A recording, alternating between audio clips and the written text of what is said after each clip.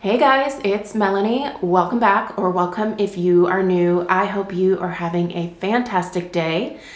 In today's video, I want to share an in-depth review of Kringle Reserve Cherry Cola. This is the third out of 4 fragrances that I am reviewing from this particular Kringle Reserve launch.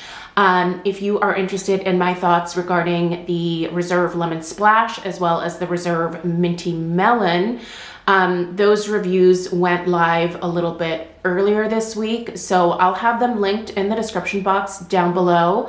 Definitely check those reviews out if you are inclined. So in this video, we're going to talk about the Cherry Cola, and then tomorrow we're going to review the last fragrance from this particular launch. And that fragrance is White Lotus. So if you are not already subscribed to my channel and you're interested in more of these in-depth home fragrance reviews, make sure to hit that subscribe button before checking out of today's video. So let's go ahead and tackle this review in the usual style. I will have it linked at the very top of the description box. If you're interested in purchasing it, that is where you can find the link. I will also put a discount code down there that'll save you 15% off of your purchase of Cherry Cola if you don't have any rewards available to be able to put towards this one. So, as always, let's go ahead and start with the scent description. We'll go through the top, middle, and base notes. I'm gonna tell you what I actually smell in this one. We'll dig into the strength and the throw, and then of course address any burn issues that may have come up. I will tell you right now that the only fragrance out of the 4 from this Kringle Reserve launch that I have really had any burn issues with was actually the Lemon Splash. That particular one had some wick issues for me. Now, I'm not the only one that had some wick issues with that particular scent. I was able to correct mine each time that it happened, but then the wick issue would pop up again a couple burns later. Myself, and I know that Drew, who is also a Kringle ambassador, we both had that experience with Lemon Splash. So I would say, if you're interested in that one, just have that in the back of your mind.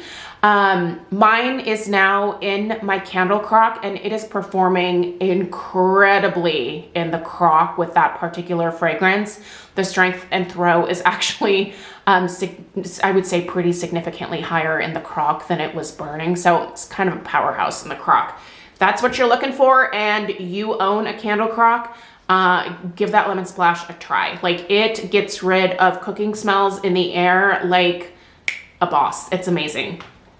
Okay, let's dig into this Cherry Cola here. If you are expecting this to smell like a cherry Coke, I am gonna burst your bubble before we even get into the scent description. That is not what this smells like. I was initially disappointed in what this ended up being, but as you'll see, I have been burning the heck out of this. We are beyond the halfway point. I really ended up liking this fragrance for what it is, but it is not cherry Coke. So listen closely if you think that you are going to get a cherry Coke here, because this isn't it. All right, the scent description reads: effervescent notes of black cherry swirl with classic cola, crushed ginger, and shimmering sugarcane. The top notes are cherry and cola. The mid notes are effervescent and ginger, and the base is sweet and, once again, cherry. So we've got cherry mentioned here a couple of times. There's a very distinct reference to cola. There's also a very distinct reference to effervescence. So let me tell you what is missing from this to actually make it smell like a cherry Coke. We are missing the cola and we are missing the effervescence. Do we have some ginger here? Yes, we do. Do we have some cherry here? Yes, we do. And it is definitely the black cherry. But what I think is really interesting here is that this, to my nose, smells more so like a cherry almond, like specifically a black cherry and almond with a hint of ginger versus cherry cola. I feel like Kringle does effervescence quite well when it comes to their fragrances that have this note, especially a lot of their champagne fragrances. They really do have that kind of bubbly note, if you will. It is not present in here at all. This smells more like the... And it's not an exact dupe of this, the Jergens cherry almond lotion smell. Does anyone remember that? I feel like this reminds me more of that particular body lotion than it does a cherry Coke. Now, if just in general you like that black cherry note and you like that little hint of ginger, and you're good with a sweeter fragrance, and you're also okay with that little bit of almond in there, then I think you're really gonna enjoy this one. But I would really hate for someone to purchase this thinking that they were at all getting anything that resembles a cherry Coke type of situation, because that's not what this is. I myself am not a huge fan of drinking soda or pop. But I have had cherry Coke in the past, so I'm familiar with that flavor.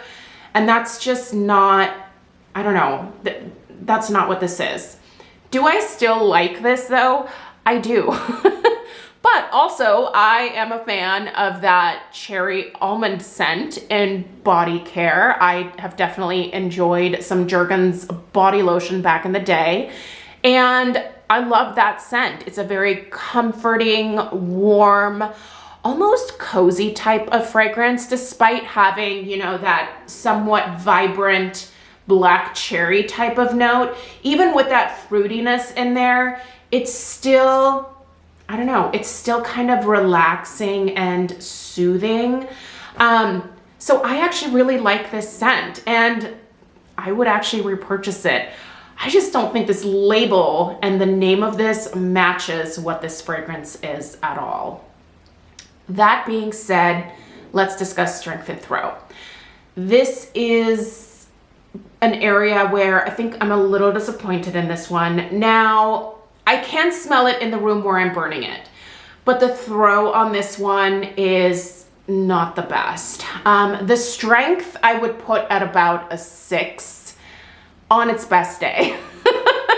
So this is a lighter fragrance. Now, I have been trying to burn this one upstairs in our master bedroom. I've burned this for much of its life in the downstairs, higher ceiling, more open concept areas of our home. And down here, it is about a 6 in terms of strength, and I would say about a 4 in terms of throw. Like, it really doesn't travel much outside of the immediate area where I'm burning it in the downstairs. In the master bedroom, this fragrance is coming across a little bit stronger. I would put the strength upstairs at more of a 7. The layout upstairs is a little different. I mean, as in most houses, usually the bedrooms are located upstairs. Obviously, there is a lot more separation between bedrooms.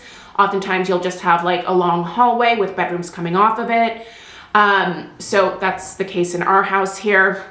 When I have this going in the master bedroom, the strength is much more noticeable. But I also noticed that this increases just a little bit in terms of throw. I would put the throw in the upstairs hallway at closer to maybe like between a 5 and a 6. It travels outside of that area a little bit more, and I think it's because there's just lower ceilings in the upstairs. Like, there's not quite as much work that the fragrance has to do to, you know, come down in the room, if you will. I find that fragrance will often rise, and I notice that a lot, especially in our, here, hold on a second. We have a big 2-story entryway here. If you can see, that goes way up. when I have a candle on the entry table that's right off to the side here, that fragrance rises up here because of the airflow that we have, and it fills that whole back part of the house here. Like this all goes way back. So that fragrance really does rise.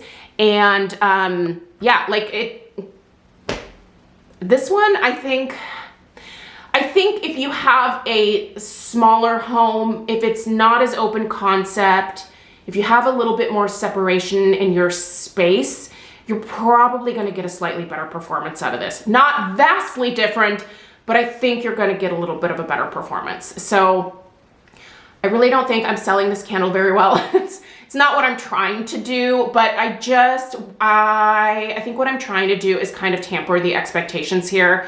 I know that a lot of people, especially those of us who enjoy candles on a regular basis, we tend to prefer a stronger, more prominent type of fragrance experience. I have learned, however, over, I would say, the last several years especially, that there are a good amount of people out there who aren't looking for an insanely strong experience when it comes to the overall strength and throw of their candles. They're looking for more of like a hint of fragrance in the air. If that is you, this is the type of scent that I would recommend for you. I would not recommend Jelly Donut because Jelly Donut is an absolute powerhouse. This is not a powerhouse. All right.